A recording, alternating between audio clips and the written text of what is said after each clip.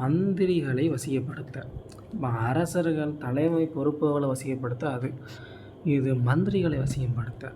மந்திரிகள் வழிமுடிய வேண்டிய காரியங்கள் செய்து முடிக்கவும், மந்திரிகள் மூலமாக அரசர் அரசிடம் எதிர்பார்க்கும் காரியங்களை செய்து முடிக்கவும் வசியமை ஒன்றுள்ளது. இப்போ அரசரை நேராக பார்க்க முடியல, பட் மந்திரியை பார்க்க முடியுது. இந்த மந்திரி மூலமாக அரசர்கிட்ட நம்ம காரியம் நடத்தணும்னா ஒரு மை இருக்குது.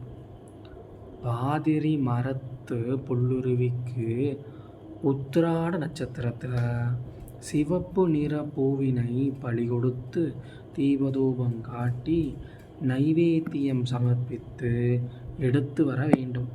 இதனை கோராசனை, குங்குமப்பூ, கஸ்தூரி, பச்சை கற்பூரம் இவற்றை சேர்த்து பதநீர் விட்டு அரைத்து குளிகை செய்து வைத்து கொள்ள வேண்டும்.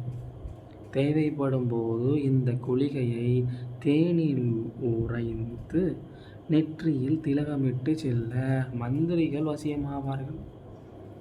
இப்போ என்ன சொல்கிறாங்க, பாதிரி மரத்தை புல்லுருவியே அனுமா.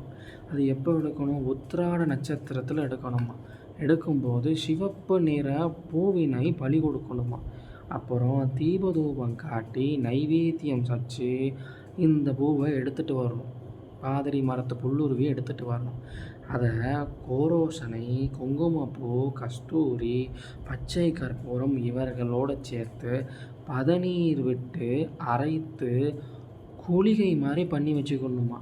தேவைப்படும் போது இந்த குளிகையை தேனில் உறைந்து தேனில் கலக்கி நெற்றியில் திலகமிட்டு சென்றால் மந்திரிகள் கூட வசியமாயிருவாங்களாம்.